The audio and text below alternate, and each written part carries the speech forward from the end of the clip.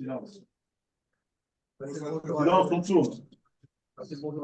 Merci que ceux qui ont le micro branché de le débrancher s'ils n'ont pas de questions à poser. Merci. Bonjour, est-ce que vous m'entendez? Oui, on t'entend très bien, mais Alors, maintenant comment tu coupes ton micro. comment on peut faire, s'il vous plaît? Je sais Pour pas. couper le micro, Oui, s'il vous plaît. il y a un petit micro dessiné dans un endroit de ton écran. Un petit micro. Alors, attendez, j'ai pas de micro dans mon écran. Je suis Si, désolé. parce que tu vois pas les boutons sur c'est sur une tablette. J'ai un petit iPhone, un iPhone. Oui, alors juste passe ton doigt, tu verras qu'il y a des boutons qui vont apparaître sur ton écran. Voilà, c'est éteint, c'est bien. C'est Bien. bon. C'est éteint.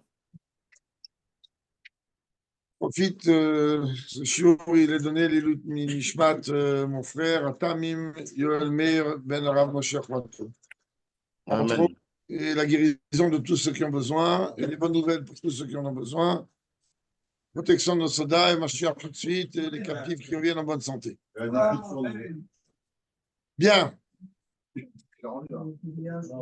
Alors, Pasuk, Uvayom Hashmini, Imol Besar Orlato, sur le verset, la Torah elle dit que le 8e jour, alors on doit circoncire le prépuce. Dans Shim Chazal, Betorat Kohanim ou Vagmara, on débat dans le Torah de Kohanim et dans la Gemara, Bayom Velo Balayla. Là-bas, on me dit que la Brit Mila ne peut se faire que le jour et pas la nuit. Donc de là, en vérité, on comprend que le din, que la Brit Mila ne peut se faire que le jour, c'est un din qui a été adapté après le don de la Torah. Mais avant le don de la Torah, alors on pouvait faire la Brit Mila même la nuit. Mais si on va s'appuyer sur une autre source dans la Maseret Shabbat, Shalom Nimzot, mais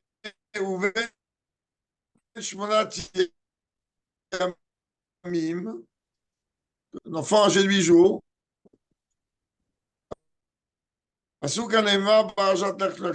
verset qui est écrit dans Parashat Lech Lecha, les filles d'Ivrei à Tosfot, et surtout, si on s'appuie sur les paroles du Tosfot, Omer Shedin Ilan Meikam Ipasukze, qu'on apprend essentiellement le digne de ce verset-là et pas d'un autre. On ne parle uniquement d'une mila que l'on peut accomplir en son temps. Ça veut dire quoi une mila bismana? C'est-à-dire que parfois, soit Dieu préserve, l'enfant est malade ou autre, jaunisse ou autre, ou parfois aussi lorsque l'enfant est né un vendredi et qu'on a un vendredi soir, qu'on a un sapek, Ben Hashmashot, alors dans ce cas-là, on ne peut pas faire Shabbat. Parce que la Mila, elle est Docha Shabbat uniquement quand elle est Bismana. Si elle n'est pas Bismana, si on n'est pas sûr que ça tombe Shabbat, alors on ne peut pas faire la Brit Mila. Alors là-bas, il dit que זה רק בקשר לזונה, אך לגבי מילה שאינה מזמנה לומדים שצריכה להיעשות ביום, מן עבר של וביום. Alors, en vérité, une mila qui, elle est bismana à l'époque avant le don de la Torah, alors on pouvait la faire la nuit, mais à partir du moment où elle n'est pas bismana, non. Et d'où on apprend ça, de le vav, achibour de ubayom, et le 8e jour. Donc de là, on comprend en vérité clairement, tel que Tosfot, il rapporte dans Ibamot, ou ailleurs, vous avez toutes les références en bas. C'est quelque chose qui a été mitradesh, c'est-à-dire mis en pratique concrètement qu'après le don de la Torah. כדי להסביר את הדברים, יש להבין תחילה את דברי המדרש. D'abord, Rabbi dit, on va essayer de réfléchir sur les paroles du Midrash. Midrash dit, שבהיותם במצרים, הרבה מהם לא היו מקבלים למול. Quand ils étaient en Égypte, beaucoup parmi le peuple juif n'ont pas accepté de faire la Brit Mila. Amar Akadosh Baruch Hu she'asu ha-Pesach. Dieu leur a dit, maintenant il faut faire le Korban Pesach. שכיוון שעשה משה את הפסח, גזר הקדוש ברוך הוא לדעת את רוחות העולם, הלכו ונדלקו באותו פסח. התכנסו כל ישראל אצל משה, אמרו לו, בבקשה ממך, חידו מפית פסחך.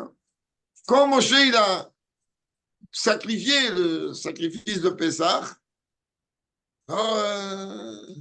les odeurs du sacrifice, tous les inyanim, et surtout de Moshe Rabbeinu, alors ça s'est répandu partout. Ils sont venus, ils ont dit, on peut goûter un peu de tes grillades. Moshe Rabbeinu a omer, im enatem nimolim, enatem cholim. Vous ne pouvez pas faire la brite, vous ne pouvez pas manger le Korban Pessah, car celui qui n'est pas circoncis, il ne peut pas manger le Korban Pessah. Et le Midrash, il dit, miyad, natnu atzmam umalo. Automatiquement, ils ont fait la Brit Mila pour pouvoir profiter de ce Korban Pessah. Le Midrash ze yotze, shebni Israël malu atzmam, beleil Pessah. Donc, de ce Midrash, j'apprends que quoi? Que le Korban Pessah, il a été fait le soir. Donc, automatiquement, de là, tu apprends que oui, ils ont fait la Brit Mila le soir. Puisque ça, on déduit et on comprend du Midrash. Surtout quand il est rapporté dans le Midrash Rabbah sur Shir Hashirim. Chez Moshe Rabbeinu, Klal lo masal Yisrael et atzivu v'chol ha'arei lo yochal bo. Ad halayla. Moshe Rabbeinu, il n'a pas transmis au peuple juif l'injonction que l'incirconcis ne peut pas consommer du Korban Pessah qu'au soir. Lorsque le peuple juif est venu lui demander, donne-nous à manger de ton Korban à toi. Donc de là, on arrive à une situation dans laquelle on ne comprend pas. Non, mais bien que on comprend qu'il y avait à cette époque, en tout cas, la possibilité de faire la Brit Mila la nuit, car c'était avant le don de la Torah.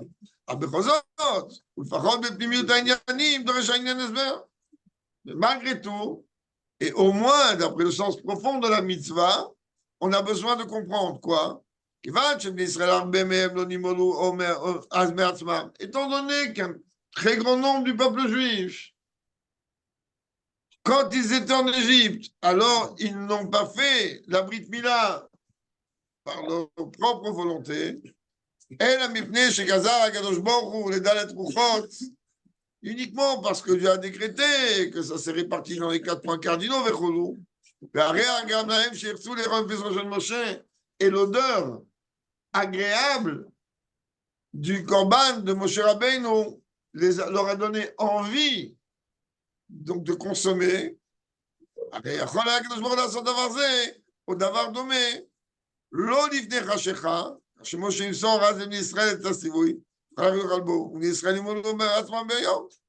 il aurait pu très bien s'arranger pour que le désir d'accomplir le Korban Pessah, il ait lieu le jour, et comme ça, automatiquement, Moshe Rabbeinu nous leur dit, mais le désir de goûter au Korban Pessah ait lieu le jour, et Moshe leur dit, ben non, désolé. Hein? Oui, mais là, c'est la nuit que Moshe Rabbeinu l'a apporté. Et donc, là-bas, Dieu il aurait pu s'arranger pour que la grillade et le fait que ça soit répandu, le Inyan du Korban Pessah de Moshe, eh ben, ça a eu lieu la nuit, alors que ça aurait pu avoir lieu le jour, et comme ça, ils auraient fait la Brit Mila le jour. Ayef Toar, un des commentateurs du Pshat, il dit, Mathias Vara, il vient proposer une idée. Qu'en vérité, ce sujet-là, il a eu lieu avant la tombée de la nuit. Et il dit pourquoi ça a eu lieu avant la tombée de la nuit? Pour 2 raisons. Aleph, il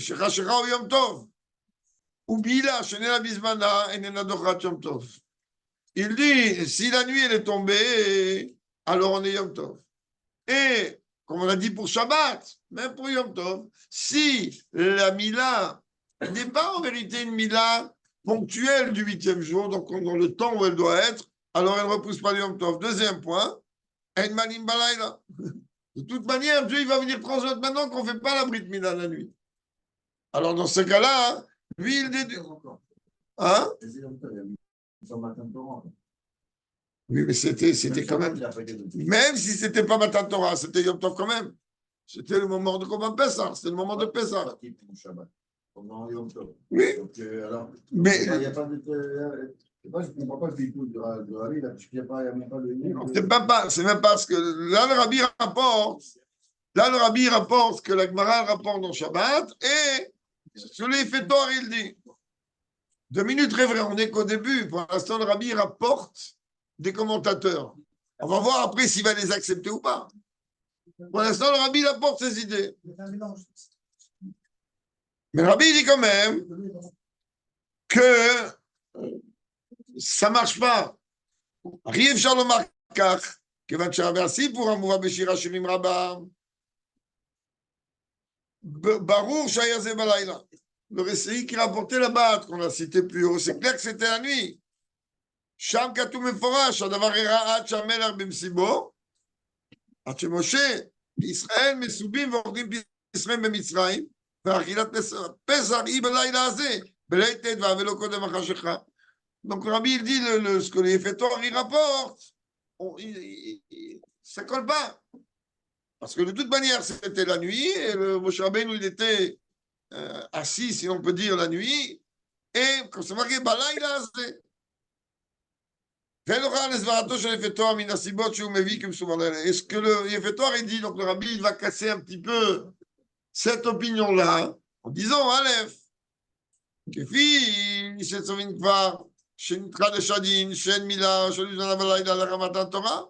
on a déjà dit plus haut que le chidouche du fait qu'on ne fait pas la Brit Mila la nuit, ça il n'est venu qu'après. Et deuxième point, l'écart. Alors, une deuxième avis, une deuxième raison pourquoi il ne marche pas avec ce que le Yefetor il dit.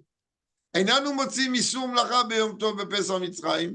ne voit pas qu'à l'époque, dans le Pessah de la sortie d'Égypte, était là-bas à ce moment-là intégré un interdit de faire un travail.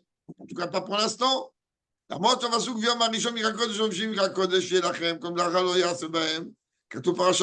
bien que dans Parashat Bo, il est effectivement écrit premier, 7e jour, on ne fera pas de travail, etc. Il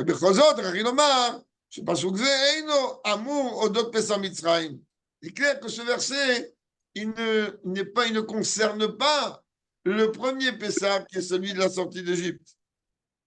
Qui Pessah Mitzrayim, ou Yom Echad Bilvad, car le Pessah de Mitzrayim, il n'est pas 7 jours, il est un seul jour.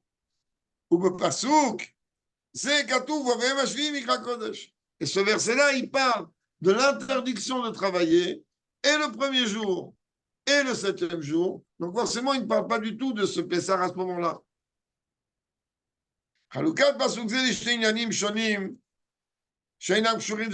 En plus, quand on analyse encore ce verset, on voit que ce verset, en vérité, rapporte 2 sujets qui sont différents l'un de l'autre. Premièrement, le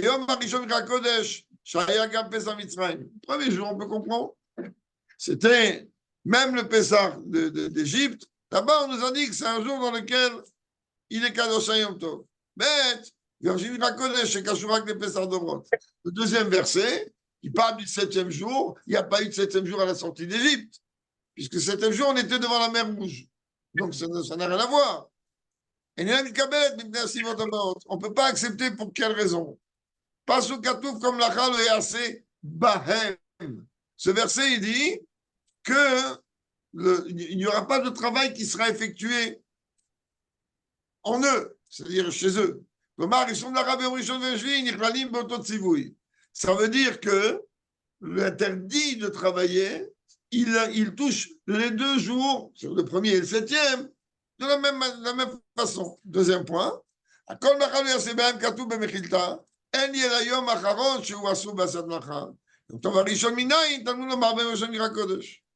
priori, il dit de ce verset, j'apprends que le 7e jour, le dernier jour de Pessah, il est interdit. de travail. D'où je trouve que le premier aussi, je dis voilà, c'est marqué,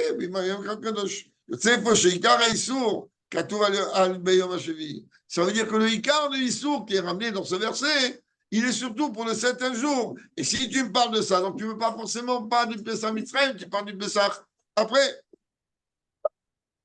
C'est faux, chez Ikar Issour, et de là, on apprend aussi que le premier jour, il y a une interdiction de travailler. Et comme dans le Pessah d'Égypte, alors il n'y avait pas de 7e jour. Et donc le Ikar, il était surtout par rapport au premier. Donc c'est clair et net que cette halakha-là qui rapportait, elle ne touche pas le Pessah de la sortie d'Égypte, le Pessah d'après. Et enfin, troisième point. Pessah Mitzrayim, lo haya bichlal yom rishon, et la yom echad. Dans le Pessah de Mitzrayim, il n'y avait pas le premier jour, il y avait un jour, c'est tout. Aya kayam isum lacha. Et donc, à partir du moment où il y avait un jour, ce jour-là, il aurait été interdit de travailler. Il allait achever à gauche sur la Midrash, et là, donc, on va répondre comme la difficulté que le Midrash rapporte par rapport au fait de repousser une Mila Yom Tov quand elle n'est pas en son temps. Donc, quand le Rabbi il dit on a besoin d'abord de revenir sur ce Midrash et de décortiquer et comprendre le langage du Midrash. Quand Rabbi nous a fait un korban et qu'ils ont voulu aussi manger, goûter de ce korban. Le Midrash, il dit quoi? Kulam, achuzechem, qu'est-ce qu'il a dans le changerim? Kulam, achuzechem, elumedem ilchama, ishrabo al yerecho. Tout le monde était armé d'un glaive, expert en guerre, chaque homme son épée ou son glaive sur son flanc. Donc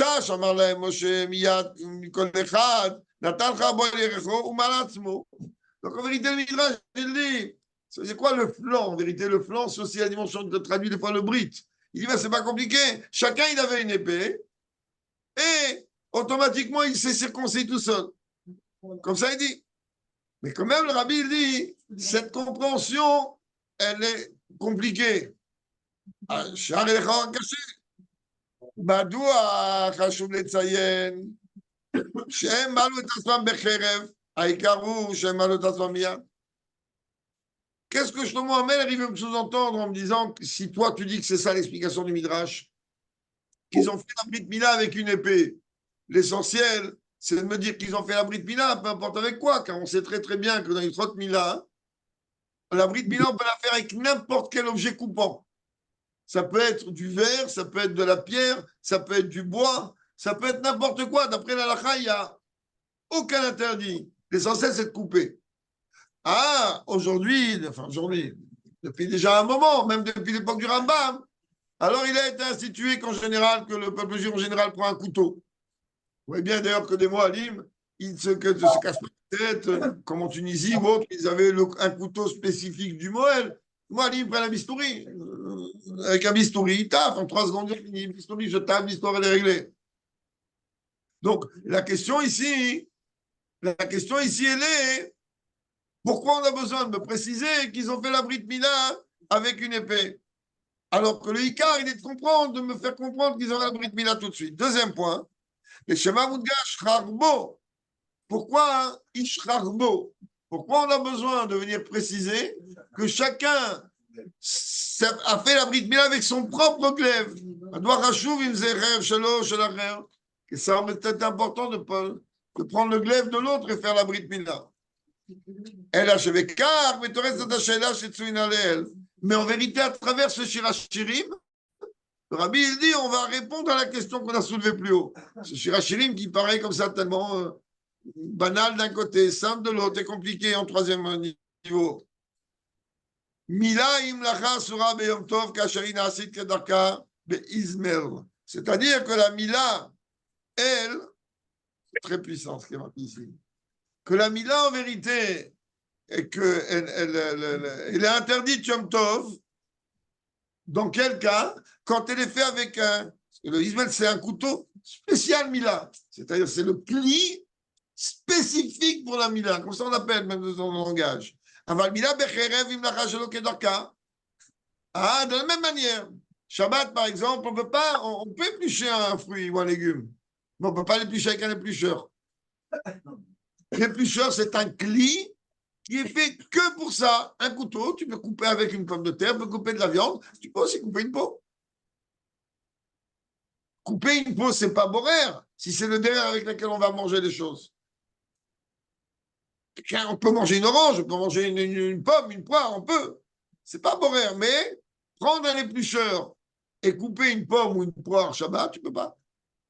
Donc il dit ici en vérité, comme pareil ici, ce que Shlomo Amelech, il veut allusionner dans ce Shirachirim, que nous on pense que c'est un langage banal qui veut rien m'enseigner. Il te dit non, il veut t'enseigner qu'ils ont fait la Mila, mais pas avec un outil qui était spécialement ça, sinon ça aurait été interdit. Il y avait des outils spéciaux. Je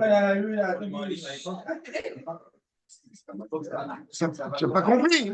Le fait qu'on vient me dire qu'ils ont fait ça comme ça, c'est-à-dire qu'ils sont sortis du Safek que moi je peux avoir, mais comment ils ont pu faire? Parce que j'aurais posé la question, mais une Mila qui n'est pas Bismana, elle est Asura Beyom Tov.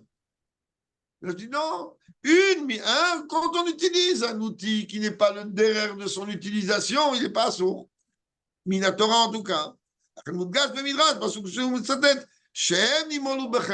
C'est pour ça que Shlomo Amelech, dans ce verset, il fait l'allusion qu'ils ont fait la Brit Mila, avec une épée qui n'est pas du tout le rôle de l'épée, l'épée n'est pas un outil pour faire une Brit Mila. De deux, qu'en vérité, chacun a utilisé son propre outil à lui. On va arriver. S'il n'aurait pas été écrit Charbo, mais Cherev tout court,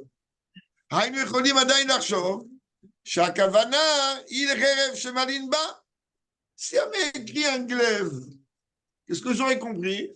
Qu'en vérité, à leur époque, ils faisaient la Brit Mila avec un glaive.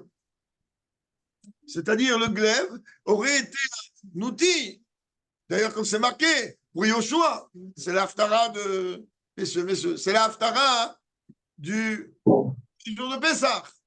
Aselecha charbot surim, veshuv, molet ben Israël shenit. C'est Baetaï, c'est l'haftara du premier jour de Pessah. On voit ici que quoi? Hein? Que charbot surim, oui, on peut, bien qu'ici c'est un outil de Mila, mais comment on l'appelle? Cherev. Là-bas, c'était Rabot Sourim, on prenait comme du silex, il a demandé à Moshe de prendre une pierre qui soit bien entaillée. Hein? Là aussi, quand Dieu demande à Yoshua, qu'il dit Rabot Sourim, des glaives de rochers, de pierre. Et avec ça, il a fait la brida. Donc, Rabbi dit, si on avait écrit Kherev tout court, j'aurais imaginé qu'à l'époque, c'est comme ça qu'ils faisaient le Brit. Pour ceux qui faisaient, car il y en avait qui ont fait quand même. Chevet Lévi a fait le Brit Milad en Égypte. Mais là, il vient te dire qu'on comprend bien. La reine Moudgaz ne veut pas Zoukrarbo. On vient dire non, son glaive, dire le glaive à lui. C'est-à-dire, Cherev Shelmelumede Milchama, Sheino Cherev Shemalinba. Et quand il me précise, expert en guerre, parce que j'ai besoin de savoir expert en guerre. Pour une Brit Mila, il faut être expert en guerre. Je vais compris, moi. Il n'y a pas besoin d'être expert en guerre. Et là, pour bel et bien appuyer que l'épée, à la base, elle n'est pas du tout un outil pour faire la Brit Mila. Et dans à partir du moment où ils ont utilisé quelque chose, un objet, un outil qui n'est pas spécifique à l'action de la Brit Mila, donc il n'y a pas un problème. Il disait, je pèse en Mitzrayim, ni mon balaïla, je rachète la beina. Et il nous reste encore une question à essayer de comprendre. Pourquoi Dieu n'a pas provoqué ce désir chez le peuple juif de faire la Brit Mila à travers les odeurs et ce que représentait le cérémonial du Korban Pessah de Moshe Rabbeinu? Dieu il aurait pu s'arranger pour que ça soit fait le jour. Et comme ça, tout le monde aurait été tranquille. Oui, oui.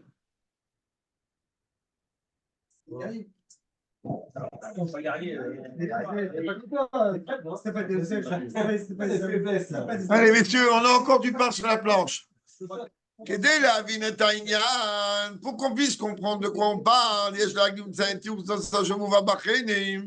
on a besoin de ramener encore ce qui est rapporté parmi les décisionnaires contemporains à la cause sur la difficulté soulevée. C'est-à-dire comment le peuple juif il a pu faire la Brit Mila la nuit. תירוץ אומר, שליל יציאת מצרים היה, כשכתוב בזוהר, באופן שהלילה כיום יאיר, לפיכך היה לו דין של יום. Le Zohar, il dit qu'au moment de la sortie d'Égypte, la nuit éclairée comme le jour. Parce que c'était une Géoula. Pareil dans notre cas, nous. Alors dans ce cas-là, la nuit, ça veut dire quoi la nuit éclaire comme le jour? Ça veut dire quoi que le soleil a fonctionné la nuit? Non. C'est-à-dire que la nuit avait la fonctionnalité du jour. Donc c'est considéré comme ça un tiroutz. Akar Makshim, im lelayla shel zayadin shel yom, tzadkim ubnei Israël az b'mitzvot ekshurot lelayla achilat pesach matzah u'maror zomeh. Donc ça le rabbi, même ce contemporain, décisionnaire contemporain apporte, le rabbi rejette. Parce qu'il dit, si tu vas me dire qu'en vérité, non, moi j'ai une réponse. La nuit est comme le jour au moment de la sortie d'Égypte. Alors maintenant, comment ça peut marcher? On sait très bien qu'on doit consommer le Pessar, la Matzah et le Maror la nuit et pas le jour. Et si tu me dis que à leur époque, la nuit était comme le jour, donc comment ils ont fait? Ça ne marche pas. Il faut le mar. La seule porte d'issue que tu as, le rabbi ne rejette pas. Parce que le sang de la Mila a été mélangé au sang du Pessah. Et c'est là qu'ils ont badigeonné les mashkofim. Donc c'était forcément que c'était avant la nuit. C'est les deux sangs qu'ils ont fait. Mais quand est-ce que Moshe il a fait ce qu'on Pessah? La nuit, pas le jour. Mais toute la question, elle est ici là. Parce que toute ma question, elle est que oui, ça a été fait la nuit. Et comment tu adaptes? Comment tu adaptes qu'une bite Mila a pu être fait la nuit? Oui, c'était un mélange de deux. Donc, Rabbi, on est forcé de dire que ce que le Zohar il dit, que la nuit en Égypte est considérée comme le jour, c'est uniquement par rapport à la mitzvah de Mila. Pas pour les autres mitzvot. La différence, elle est compréhensible au sens simple. Si vous me forage,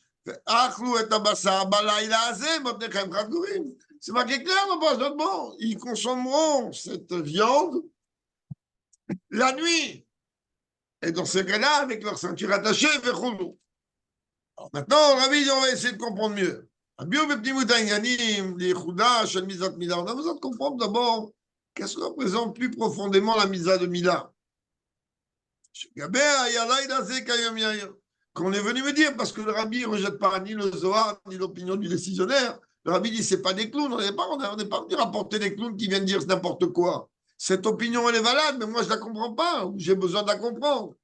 Il dit, le seul moyen avec lequel je m'en sors, c'est de venir me dire que la situation de Laïla Kayom Yair, que la nuit va éclairer comme le jour, elle a une relation exclusivement par rapport à la mitzvah de Mila. Comment? Tout le sujet de la sortie d'Égypte s'est fait d'une manière où il fallait sauter des étapes, brûler des étapes. Au-delà des limites du temps. La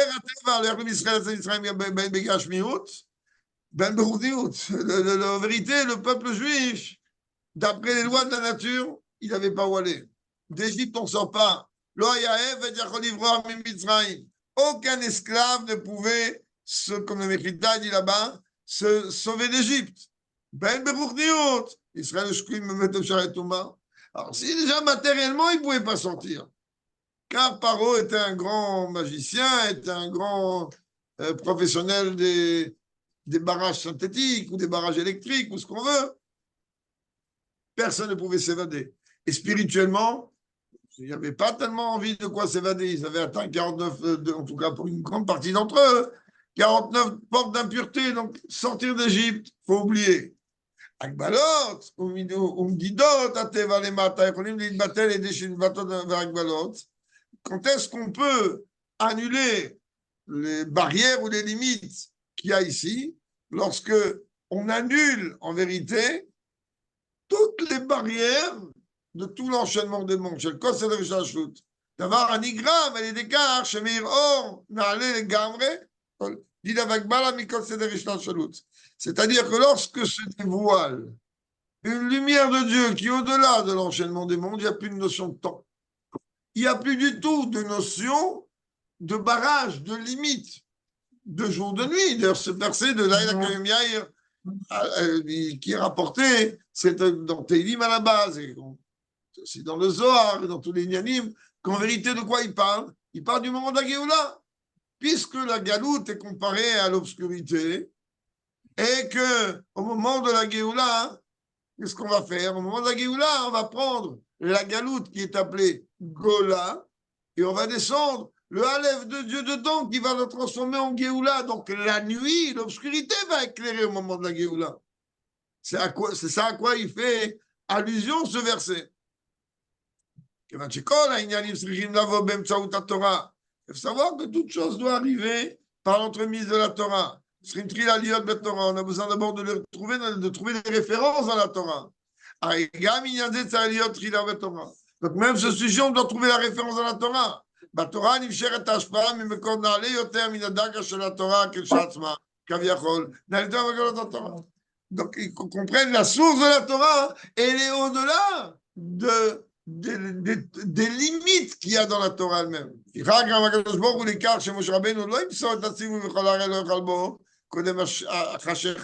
C'est pour ça que Dieu, qu'est-ce qu'il a fait? Il a fait en sorte que Moshe Rabbeinu ne va pas transmettre au peuple juif l'ordre qui est que celui qui est incirconcis, il ne peut pas consommer le Korban Pessah. Et ça, il n'a pas fait avant la nuit. Il est d'accord là. Oui, il a dit ça la nuit. Oui, pour que la Mida du peuple juif à ce moment-là ait lieu la nuit. Il y aurait d'Aïnyan et Madregot Vakbalat Torah. Et pas comme d'après Matan Torah, où là, dès que la Torah est donnée, donc automatiquement, Torah Midashon Nora'a, c'est des instructions précises. Et à partir du moment où des instructions elles sont précises, il y a automatiquement et forcément des limites. Les tefilines, alors dans le tefilin, le boîtier de la tête, il y a 4 compartiments, etc., etc., etc. La souka, elle doit avoir tant de taille, etc., etc. Car le dévoilement de la lumière de Dieu qui a brillé à cette nuit-là de la sortie d'Égypte.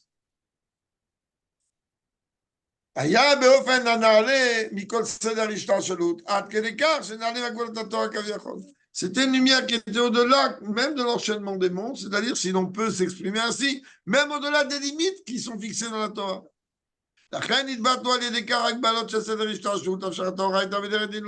Et donc, les limites qu'il y a dans l'enchaînement des mondes, alors même ça s'est annulé, et ça a pu, en vérité, provoquer une lumière qui est capable de sauter des étapes, comme Dieu a sauté dans les maisons, et a évité donc les premiers-nés, הייתה השפעת אלוקות במצרים כמות שהיא מלאה בגילולים. השפעה שלפי סדר השתלשלות אין לה כל מקום. נדבקנו כל הגבלות הטבע, גם כאן למטה היה פסח דילוג, ונגרמה אצל מצרים שבניגוד לטבע. Donc toute la sortie d'Égypte en vérité, elle s'est faite par un système qui a surpassé toutes les règles et toutes les lois de la nature. Ils sont allés totalement à l'encontre des lois de la nature. Car d'après les lois de la nature, cette sortie d'Égypte, elle n'a strictement aucun sens. D'ailleurs, comme on a déjà expliqué, comme on a parlé un petit peu ce Shabbat, vous comprenez bien que toute la dimension de la sortie d'Égypte, c'est surtout la naissance du peuple juif. Ça veut dire quoi la naissance? Alors ça s'appelle la naissance du peuple juif, c'est comme une conversion, car on était déjà là. Alors, c'est quoi un converti? C'est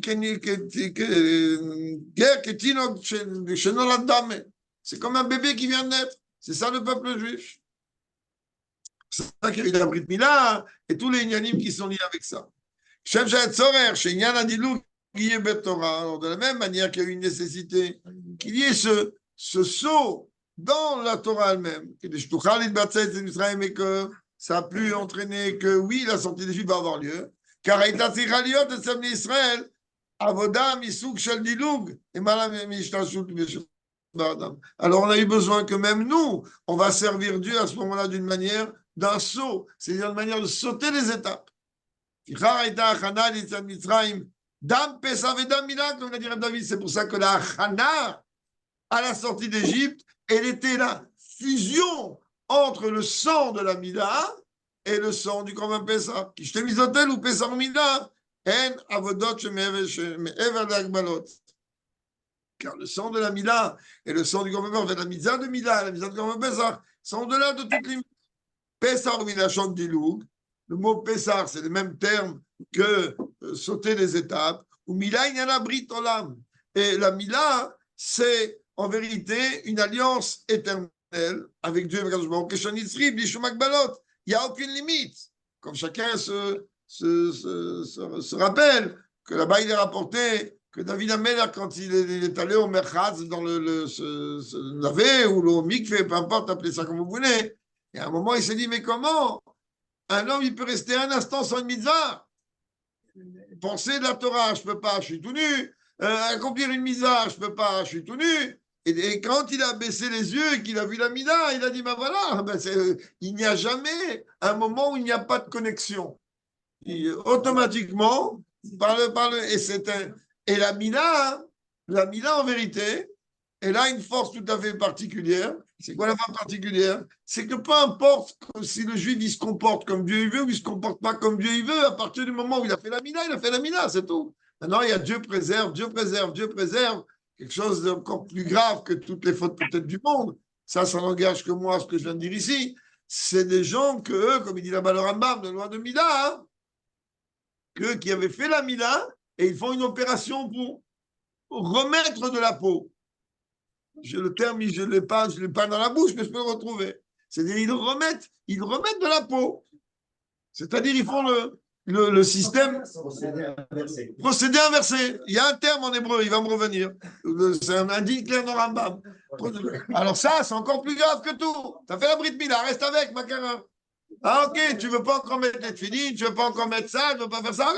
La Brit Mila, tu vas m'amasser maintenant. Celui qui fait la Brit Mila, il est sûr d'avoir un bain. Il est déjà protégé de beaucoup de choses. Parce que chaque instant, on ne fait pas la Brit Mila. Chaque instant où on ne fait pas la Brit Mila, on fait une Avera. Chaque instant, au top chrono. Car il y a une mitzvah d'être circoncis et un interdit d'être incirconcis. Il y a les deux. Donc quelqu'un qui n'est pas circoncis, c'est quelqu'un que chaque seconde qui passe, il est en train de transgresser une loi de la Torah. Et pas n'importe quelle loi de la Torah. Allez, on avance. Mais maintenant, tu comprends pourquoi? Pour qu'on puisse sortir d'Égypte, il y a eu permettez-moi le mot, ce cocktail du sang de Mila et du sang du Korban Pesach. Chez l'oncle, les mitzvot assez. Que pas comme toutes les autres mitzvot assez, yesh riyuv karet. On comprend bien. Sur une mitzvah assez, il n'y a jamais un interdit de karet. Le karet, ce sont les fautes les plus graves. L'interdit, ce sont sur les mitzvot négatives, ne pas faire. Tu as une mitzvah positive, tu ne l'as pas faite, ok, il y a une pénalisation, il y a un barème, mais il n'y a pas de karet sur le positif que tu n'as pas fait. Je préserve un karet sur l'interdit que tu as accompli. Donc là, il dit, comprends, et pourtant là, Pesach et Mila, quelqu'un qui ne fait pas Mila, il est karet. Et Pesach, dans leur cas à eux, c'est exactement la même chose. Venir Kheta Nefeshayim Amea. Quand on parle des dimensions qui sont au-delà du système, au-delà de l'enchaînement des mondes, alors là-bas, il n'y a pas de situation intermédiaire. Tu n'as pas 50 solutions, tu as ou ça ou ça. Oh, il cache du magasin Olam, ou un attachement avec Dieu éternel, avec une alliance éternelle. Les mal Yazman, c'est on s'en fiche si c'est l'été, l'hiver, le printemps et tout ce que tu veux, ou non, j'en ai. Et vous les sans limite. Oh là, ou non. Quelqu'un qui ne fait pas la Brit Mila, il n'a aucune relation avec Dieu. La connexion ne se fait pas. C'est ça que, au Hachem, le Rav Techman, qui se trouve dans les locaux du Betrabad à Rav Kook 13, c'est quelqu'un qui fait des Brit Milot non-stop. C'est les cas les plus compliqués. Des gens qui sont âgés ou têtus. Têtus par manque d'éducation juive, pas têtus parce qu'ils ont un problème avec le bon Dieu. Pour eux, vas-y, qu'est-ce que c'est que je ne sais pas de quoi tu parles. Et Baruch Hashem, c'est sa spécialité, il sait comment parler à ces gens-là, il arrive à les convaincre. Et en général, puisqu'on est en train de parler de ça ici, parfois, il nous raconte dans le groupe des Shluchim, parfois il discute avec la personne pendant 7-8 heures sans bouger. Et à un moment, quand il voit que l'autre, ça va, il va dire oui, mais ce qu'il y a dans 10 minutes, il a presque envie de prendre le couteau, il ne va pas rater un jour. Parce que chaque jour, chaque instant, il est rêve carrette. Plusieurs fois, il a ramené des inanimes comme ça de fou, que vraiment, il a été obligé de faire les choses en 2 temps, 3 mouvements. Donc, c'est ça qu'il nous dit ici. La Brit Mila, c'est quelque chose qui est une alliance de base. C'est ça, un juif. C'est une alliance de base. Ok, les autres mitzvot, il ne fait pas, c'est encore une autre chose. Mais la Brit Mila, c'est le tampon sur la chair, comme on dit d'ailleurs. Zot, le nommé l'Ichla, Shediat Mitzrayim, et le Rabbi dit, entre parenthèses, ça ressemble à la sortie d'Égypte, comme on a parlé plus haut. Yeshocha bebitul agbalot. Sortir d'Égypte, il faut briser les barrières. Gam agbalot shel Torah kaviachol. Même les barrières de la Torah, si l'on peut dire ainsi. Sinon, sinon, on reste en Égypte, une terre remplie d'idoles. C'est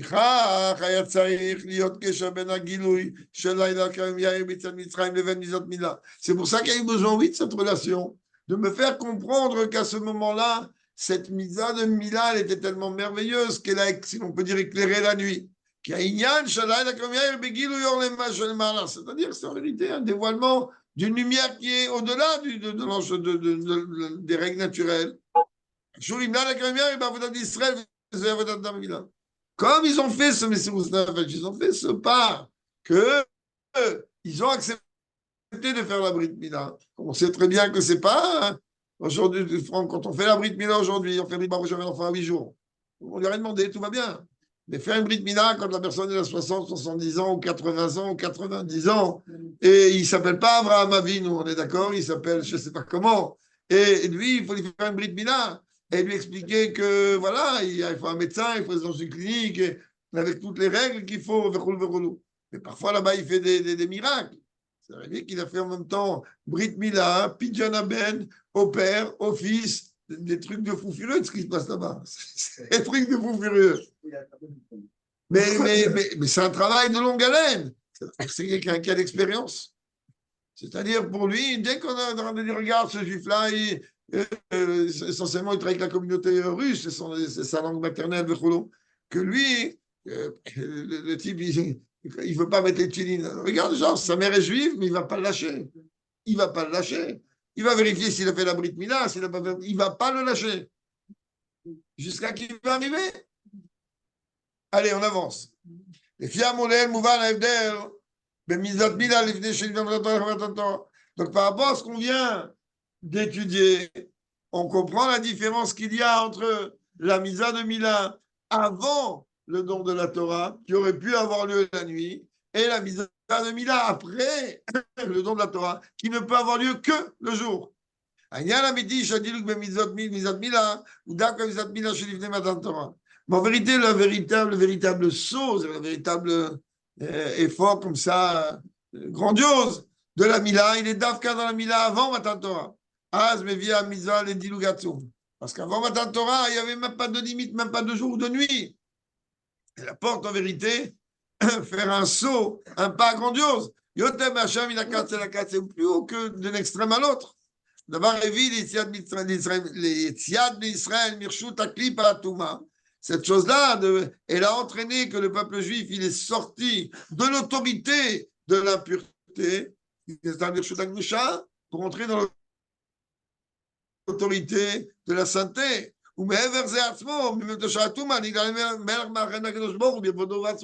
Et ils sont passés grâce à cette mise de les 49 portes d'impureté vers le moment où Dieu lui-même il se dévoile à eux.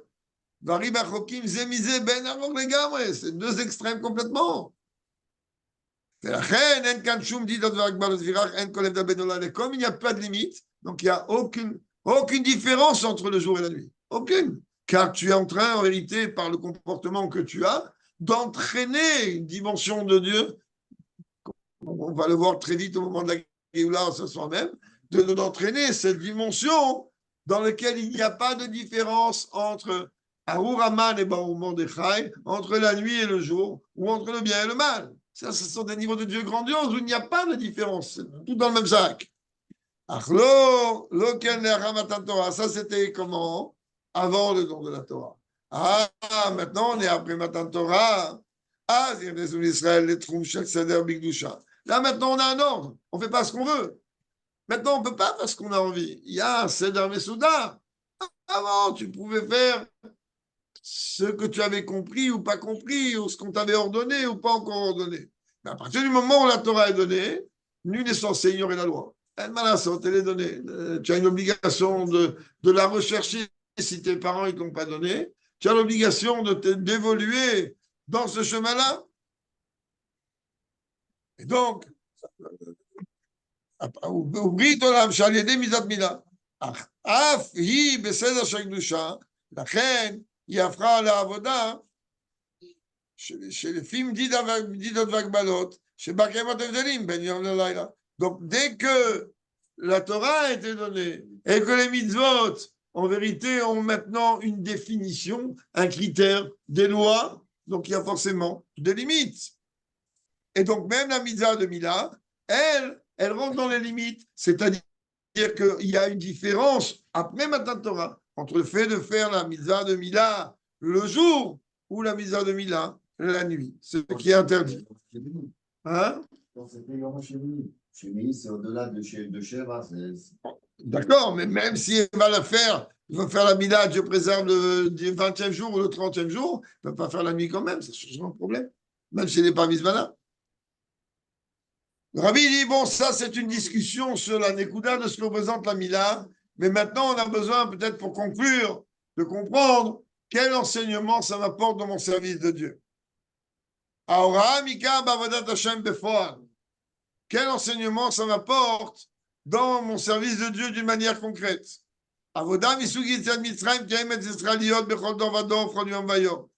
Le service de Dieu de la catégorie de la sortie d'Égypte, c'est-à-dire qu'on me demande à moi de faire quoi de cette sortie d'Égypte. La sortie d'Égypte, il y a une obligation d'après la Torah de s'en souvenir chaque jour. Elle a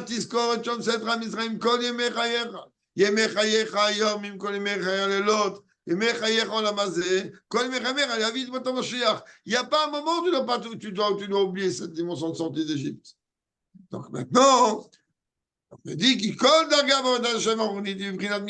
car chaque pas, chaque niveau dans le service de Dieu, il est comme un niveau qui a ses limites. Et on me demande tous les jours de me surpasser. On me demande tous les jours de faire quoi? Fais un effort. On ne t'a pas demandé de passer de la première marche à la 370e marche. Fais un effort. Passe de la première marche à une marche et demie avant même d'arriver à la deuxième. Commence déjà à mettre le pied. C'est comme ça que ça se passe dans une échelle. Mais d'abord, un pied dans la deuxième marche. C'est fini. Une fois que tu as mis un pied, t'es au top. Tu me dis, qu'est-ce que j'ai fait? J'ai encore un pied en bas, un pied en haut. Oui, mais le pied que tu as mis en haut, il va automatiquement appeler l'autre pour te... Donc déjà, cet effort-là, il est déjà gigantesque. Et donc, les gars, dans chaque dimension, il est que quoi? Chaque niveau que j'atteins, comme on va le niveau précédent, il est considéré comme si je suis sorti de mes limites. La date, Quand on doit sortir d'Égypte, il n'y a aucun calcul à faire. Aucune même limite de la Torah, le jour, la nuit. Bon, je ne veux pas maintenant entrer encore moins en public dans certaines choses que oui, on a fait même ici. Et que bon, Hachem, ça a apporté beaucoup de fruits. Même quand on est sorti, parfois, de certaines limites de la Torah. Et en kalma comme l'arich. Zod de le Mouzbar Betania. Ça, c'est tel que c'est expliqué et rapporté dans Tania à la fin du chapitre 24, 25. Ah ben, il dit quoi? Qu'Hachem et Doubar, à la Vera, à Ratzona, Eliot, Chaz Shalom. Quand on parle de quelqu'un qui transgresse la volonté de Dieu, Dieu préserve, c'est-à-dire quelqu'un qui se trouve dans une situation d'exil d'Égypte. Il n'y a pas de différence entre transgresser la plus petite des volontés de Dieu ou la volonté de Dieu la plus gravissime.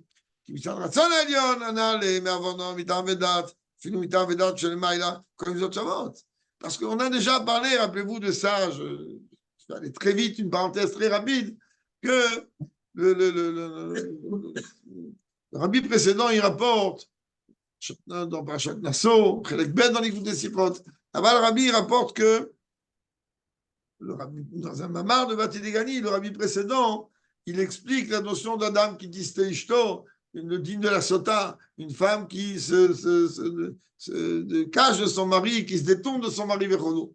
Et là-bas, on est en train, là-bas, il rapporte quoi? Il rapporte la Gemara dans Sota, qu'on va d'ailleurs bientôt démarrer. La Gemara dans Sota qui dit Adam, on verra, la Gemara dit un homme, il ne peut accomplir une Avera que si un vent de folie lui traverse la tête. Alors le rabbi dit, mais je ne comprends pas. Si tu veux juste me faire m'expliquer une notion rationnelle, ok, c'est écrit dans la Gemara next. Mais là, tu es en train de m'expliquer cette chose-là dans un texte chassidique de Chassidut, donc de partie profonde de la Torah. Qu'est-ce que tu veux me comparer? Une femme qui se met dans une position de doute et de soupçon d'une faute gravissime et la